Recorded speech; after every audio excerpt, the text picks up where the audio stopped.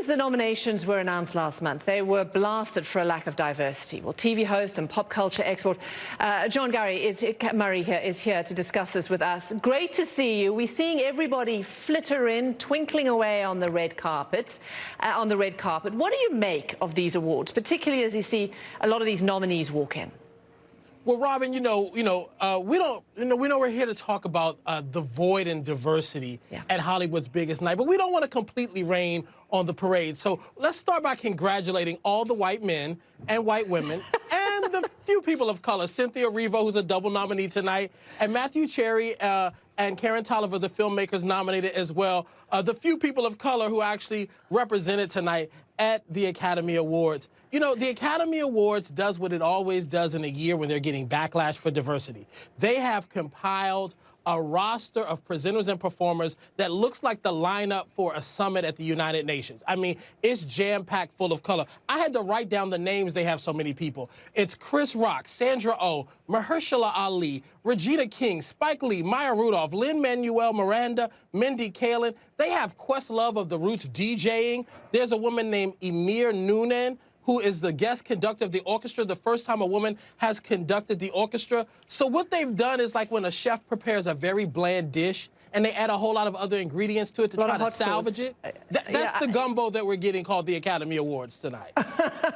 So I mean, why, then you're saying essentially this has been dressed up, it's a facade, it's theater, essentially at the center of things, at the real essence of this is a celebration of white actors and white directors, mostly men on that one. Why, after all these years? I mean, how long have we been hashtagging this?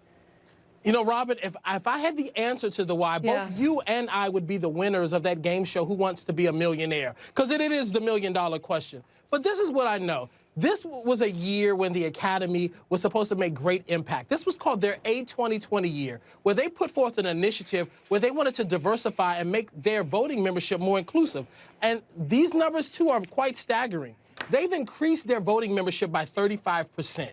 They've gone up from 6,261 members to 8,469. The influx of people of color and women to the Academy still hasn't impacted the 84% white and 68% male with an average age of 60 years old that makes up the Academy. So when we see this homogenous group of nominations, it's reflective of the voting membership, even though they've done great strides to try to diversify it. In the acting categories, you only have single-digit wins for people of color, with the exception of Best Supporting Actress, which has 11, and for Best Director, only one woman has ever won. So the Academy has significant work to do because their award show is not reflective of the diverse world that we all live in.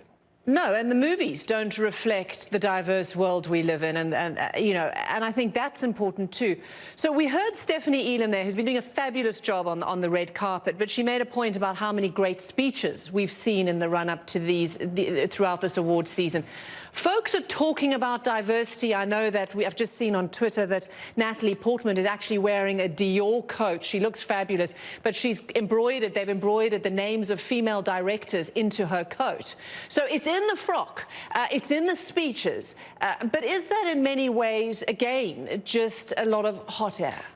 No, you know what? I think these speeches are important, and there was a lot of attention given to Joaquin Phoenix's speech at the BAFTAs, and it's an important one because in this business, for you to have growth and progress and diversity, you have to have allies. When you go to most civil rights museums across this country, you also see the faces of the white allies of these African Americans who are working towards civil rights and social justice advancement in our culture. And Hollywood needs them as well. And so for Joaquin Phoenix to say, I too have not been paying attention and I should be accountable, it speaks volumes. You know, in 2012, Meryl Streep was at the SAG Awards and she stood on stage and said, someone please give Viola Davis a movie. Tate Taylor, the gentleman behind the movie The Help, told them, I will only do this movie if you make Octavia Spencer Minnie. And as a result of that, you know, it changed the trajectory of her career. And now she's an Oscar winner and a household name. Yeah. And there's so many other examples of great allies in this business, from Billy Porter to Ryan Murphy, and so on and so on. And so we need these inclusion riders, and we need the support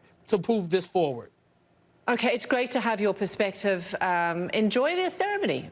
Listen, it'll be a bland night, but I'll be watching. Thanks, John. Appreciate it. Thanks for joining us.